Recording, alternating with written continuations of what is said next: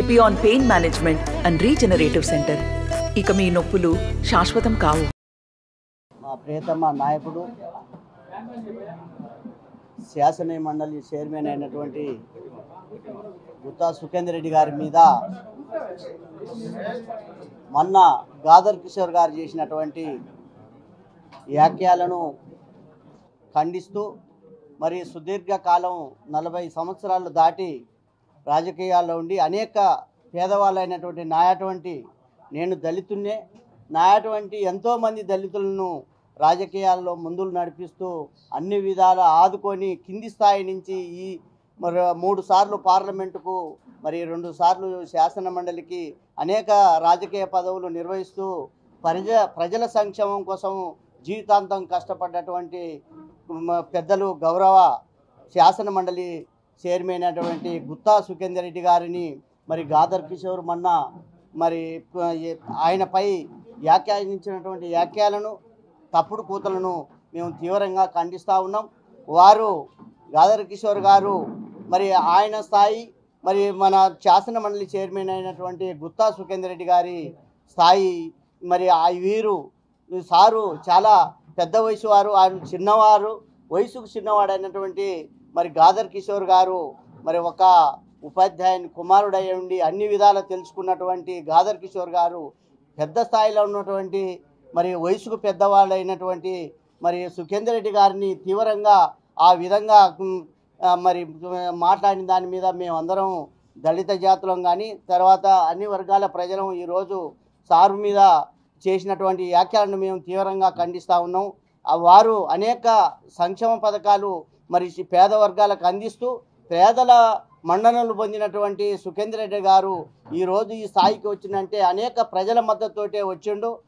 3 సార్లు పార్లమెంటుకు ఎన్నికైండు, 2 సార్లు శాసన మండలికి మరి ఈ విధంగా ఎన్నికైనట్టు ఈ స్థాయి ఉన్నటువంటి నాయకుడిని గాదర్ కిషోర్ ఆ విధంగా మరి మాట్లాడకూడదు.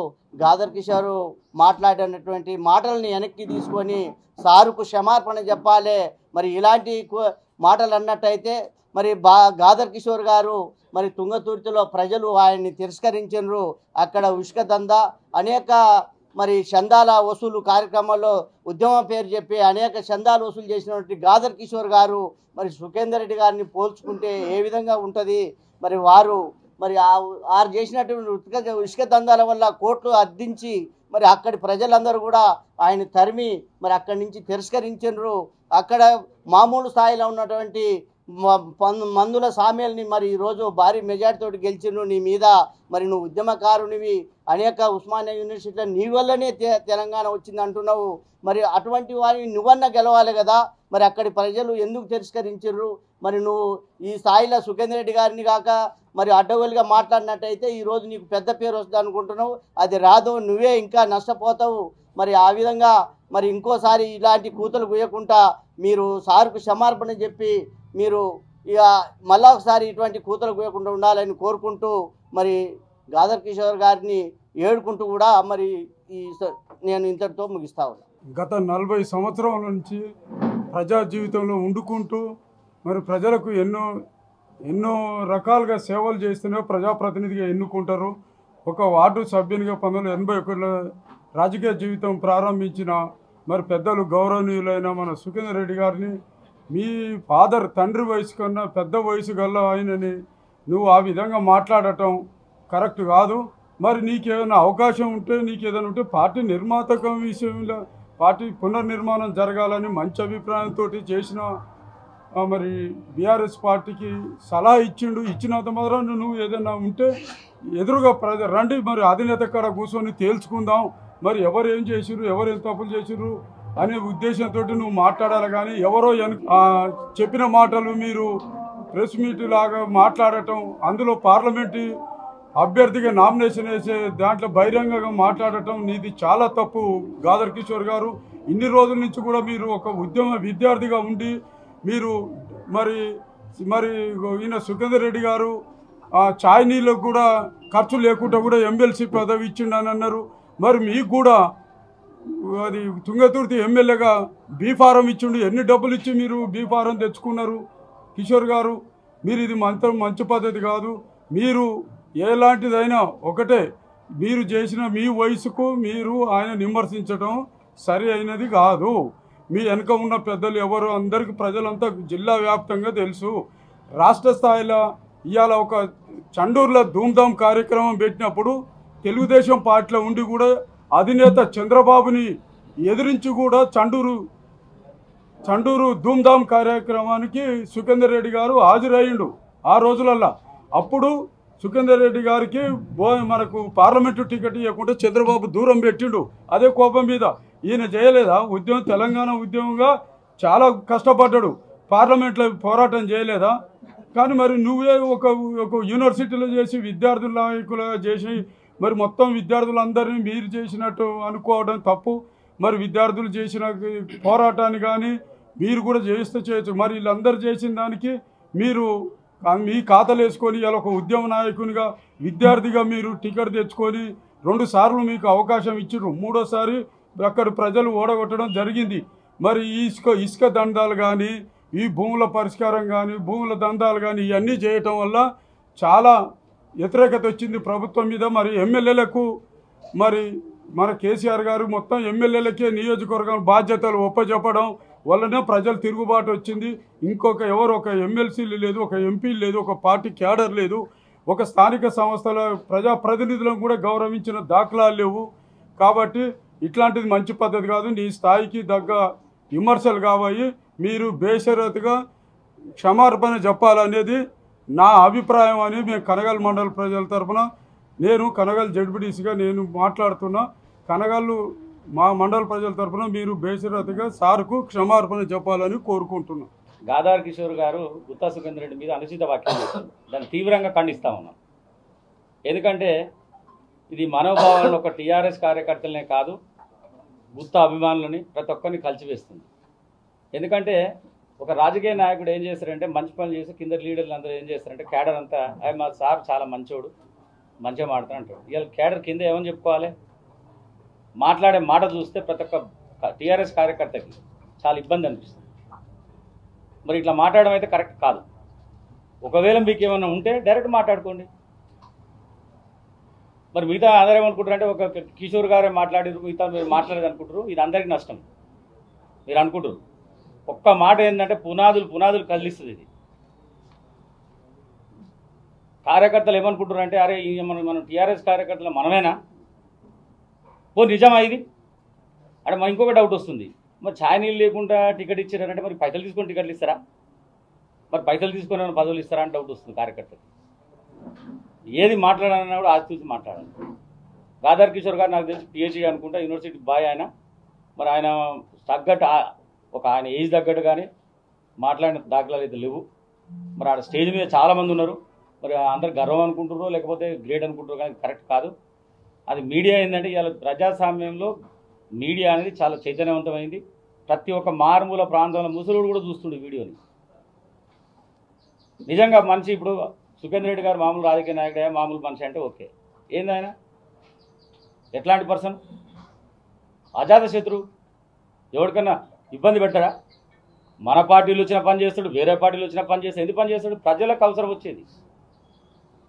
ఉదాహరణకు మన పార్టీ వాళ్ళు గారు వాళ్ళు ఇబ్బంది పడతారు, ఎడిపోవాలి అందరు పని చేస్తాడు. ప్రజలు ఎన్నుకున్నది ఏ పార్టీ వాళ్ళు ఆ పార్టీ వాళ్ళు పనిచేసింది కాదు కదా. ఎలక్షన్స్ అంటే ఎలక్షన్స్ వరకే. దాని తర్వాత అన్ని పార్టీలో పనిచేస్తారు, అన్ని వ్యక్తులు పనిచేస్తారు. ఎలక్షన్ తర్వాత పార్టీ అనేది ఉండదు. ఎలక్షన్ తర్వాత అందరం ఒకటే. ప్రజాస్వామ్యం ఎందుకు? మన ఇష్టం ఉన్నట్టు మాట్లాడు. ఇప్పటికైనా చెప్తున్నాం, సుఖేందర్ రెడ్డి గారిని మాత్రం ఎవ్వరన్నా కూడా వాళ్ళ చరిత్రలో మాత్రం ఈనులుగా మిగులుతారు. అన్నోళ్ళు కూడా ఇప్పుడు చూస్తూనే ఉన్నాం. దయచేసి ఎవ్వరు కూడా కార్యకర్తల మనోభావాలు దెబ్బతీస్తే మరి పార్టీ పుట్టగతులు ఉండవు, ఏ పార్టీ కూడా పుట్టగతులు ఉండవు. మరి ఇంకొకసారి మాట్లాడితే మాత్రం బాగుండదని హెచ్చరిస్తూ దీన్ని తీవ్రంగా ఖండిస్తూ ఉన్నాం. మేమే కాదు, ఇక్కడ ఉన్న చాలామంది టీఆర్ఎస్ కార్యకర్తలు కొంతమంది మాట్లాడకపోవచ్చు, కొంతమంది మౌనంగా ఉండొచ్చు, కొంతమంది ఓపెన్గా రావచ్చు.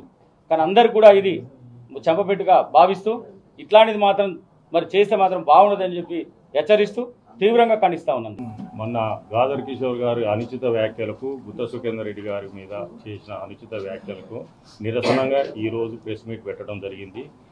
దీనికి ఆయన నేను ఏదో పెద్ద ఉద్ధరించిన దేశాన్ని నల్గొండ జిల్లాని అని చెప్పుకుంటే గాదర్ కిషోర్ గారు వారి వెనక చీకటి సామ్రాజ్యం ఎంత ఉందనేది ప్రజలందరూ నల్గొండ ప్రజలందరూ తెలుసు.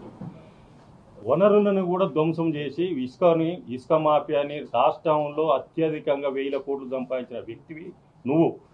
సుఖేందర్ రెడ్డి గారు మచ్చలేని మహానాయకుడు సుఖేందర్ రెడ్డి గారు.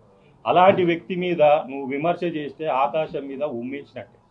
అలాంటి వ్యక్తిని ఏ నాయకుడు కూడా ఆయనను విమర్శించి ఏలుబెట్టి చూపించలేని వ్యక్తిని నేనేదో మాట్లాడితే నేను రాష్ట్ర నాయకుడిని అయితా, నాకు రాష్ట్ర పార్టీ మొత్తం అందరి దృష్టి ఆకర్షిస్తామనుకోవటం ఆయన తెలివి తక్కువతనానికి నిదర్శనం.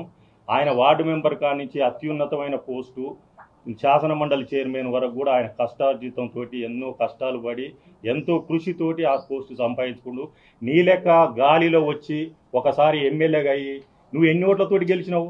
ఒక వార్డు మెంబర్కి వచ్చిన మెజార్టీ రాలే నీకు. ఇవాళ నీ ఓటమి ఎంత? 1000 ఓట్ల ఓటమితోటి నేను ప్రజలు తిరస్కరించారు. అది గుర్తించుకుంటే ఇంకనైనా బుద్ధి తెచ్చుకుంటావు. అది గుర్తించుకొని ఉండాలి. ఏదో మాట్లాడినావు నువ్వు మొన్న. ఏం మాట్లాడినావు? డైరీ గురించి మాట్లాడినావు. డైరీని ఏ స్థాయిలో ఉన్న డైరీని రాష్ట్రంలో ఏ స్థాయికి తీసుకొచ్చిన వ్యక్తి ఎవరంటే గుత్తా సుఖేందర్ రెడ్డి పేరు సువర్ణాక్షరాలతోటి డైరీ చరిత్రలో లిఖించబడి ఉన్నది. దాన్ని నువ్వు మాట్లాడుతున్నావు. నీకు అర్హత లేదు. డైరీ చైర్మన్ కోసం 1,30,00,000 రూపాయలు డిమాండ్ చేసి డైరీ చైర్మన్ అభ్యర్థి కాడ వసూలు చేసి పంచుకున్న చరిత్ర నీది కాదా? చలో బహిరంగ చర్చకు సిద్ధమైతే రండి, గడియారం సెంటర్లో పెట్టి కూర్చుందాం. అదే వ్యక్తి కాడ నువ్వు రాయల్ సెల్యూట్ మందు దాగి 6 లక్షల రూపాయలు బిల్లు చేసింది నిజం కాదా? ఇవన్నీ కూర్చుంటాం రండి. నువ్వు ఎవరి మీద మాట్లాడుతున్నావు? నువ్వు సుఖేందర్ రెడ్డి ఏమన్నా దొంగ నోట్ల వ్యాపారం చేసిండా? సుఖేందర్ రెడ్డి ఏమన్నా వనరులను ధ్వంసం చేస్తుండా? ఆస్తుల ధ్వంసం చేసిండా? ఆ చరిత్ర అంతా మీది. మీరు రాష్ట్రాన్ని మొత్తం సర్వనాశనం చేసింది మీలాంటి నాయకులను ఆడోని పెట్టుకొని సర్వనాశనం చేసింది గాదర్ కిషోర్ గారు. నల్గొండ ఉన్న నాయకులు మొత్తం ఓడిపోయిన ఎమ్మెల్యేలను అందుకనే జనాలు తిరస్కరించారు. మీరు ఇంటికి పోతే వార్డు మెంబర్లకు కూడా మీరు ఇక భవిష్యత్తులో కూడా మీరు పనికిరారు.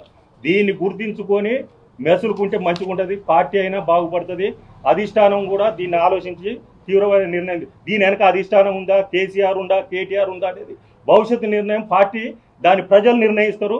తర్వాత ప్రజలకు మీరు సమాధానం చెప్పాల్సిన అవసరం ఎంతైనా ఉంటుంది. అసలు ఈ రౌడీ బతుకులు ఏదో తెలంగాణ ఉద్యమం అని పేరు చెప్పుకొని ఒకసారి ఎమ్మెల్యే అయితే ఇక ఈ రౌడీ బతుకులు పోవు. చందాలు వసూలు చేసి జనాలను బెదిరించి బార్ షాప్లలో రౌడీజం చేసి ఈ విధంగా సంపాదించిన వాళ్ళు ఇక వీళ్ళ వల్ల పార్టీలు ఏ విధంగా బస్టు పట్టినామో మీ అందరికీ తెలుసు. ఇలా టీఆర్ఎస్ పరిస్థితి ఎక్కడి నుంచి ఎక్కడికి వచ్చిందంటే వాళ్ళు ఎవరో గారు వీళ్ళు. అసలు ఏం మాట్లాడాలి, సంస్కారం అంటే ఏంది, ఎవరి గురించి ఎట్లా మాట్లాడాలి, ఏ విధంగా ప్రవర్తించాలి, కనీస ఇంగిత జ్ఞానం లేని వాళ్ళు. అండ్ మన ఓడిన అంత ఘోరంగా 50,000 ఓడినాక కూడా మాట్లాడటం చాలా సిగ్గుచేటు. 50,000 అంటే మామూలు కాదండి. ప్రజలు ఎంత తిరస్కరిస్తారు. ఎందుకంటే అసలు నియోజకవర్గాల్లో రౌడీజమే. ఆ కేసీఆర్ ఒక పెద్ద మనిషిగా ఏదో ఆయన ముఖం చూసి ఓట్లు వేస్తారని చేస్తే ఇలా పరిస్థితులు ఏమని అంటే ముఖాలు ఎత్తుకోకుండా టీఆర్ఎస్ అంటేనే నేలకు తలకాయేసుకొని పోయే పరిస్థితులు ఎవరు కాదు వీళ్ళ వల్ల. ఇక ఏం మాట్లాడి మన మిత్రులు చాలామంది మాట్లాడారు. చాలా ఖబర్దార్ అంటున్నాం. ఆ అల్పం గర్వం ఎప్పటికీ అక్కర్రాదు. చాలా చాలా జాగ్రత్తగా ఉండాలని మళ్ళోసారి వార్నింగ్ ఇస్తున్నాం. ఎందుకంటే ఒక పెద్ద మనిషి, ఆయన అనలేడు, ఆయన గౌరవించాలి తప్ప ఆయన గురించి మాట్లాడటం చాలా ఘోరం. అది నీకేమైనా మాట్లాడేది ఉంటే తప్పకుండా రా, మేమందరం ఉన్నాం. నీ బతికేందో బజార్లు వేస్తాం, అప్పుడు నీకు తెలుస్తుంది. ఇప్పటికే నీ పరిస్థితి ఆగమాగంగా ఉంది. అయితే సైమల్టేనియస్లీ మేము హైకమాండ్ని కూడా కోరుతున్నాం, ఇతన్ని తక్షణమే సస్పెండ్ చేయాలని హైకమాండ్ని కూడా కోరుతున్నాం. ఎందుకంటే సుఖేందర్ రెడ్డి సాబ్ లాంటి వ్యక్తికి ఒకవేళ గౌరవపరచని వ్యక్తి ఏ పార్టీలో అక్కడికి వస్తాడు? అసలు జనాలని సొసైటీలోనే అక్కర్రాడు. సో ప్లీజ్ జాగ్రత్త అని తక్షణమైన క్షమాపణ కోరాలని, లేకుంటే తీవ్ర పరిణామాలు ఉంటాయని చాలా వార్నింగ్ ఇస్తున్నాం. అండ్ హైకమాండ్ను వెంబడే సస్పెండ్ చేయాలని కోరుతున్నాం. నమస్తే అండి. ఇది వ్యాపారం గురించి కాదు, ఓటు గురించి. ఎన్నికల్లో ఓటు వేయడం మన హక్కు మాత్రమే కాదు, కర్తవ్యం. ఎంతో మంది మహా నేతలు శ్రమించి ప్రాణత్యాగం చేసి ఈ అవకాశాన్ని మనకిప్పించారు. అందరూ ఓటు వేద్దాం. ఎందుకంటే ఓటు హక్కు ఊరికే రాదు. నా ఓటు ఎవరికో తెలుసా? అది సీక్రెట్ అండి.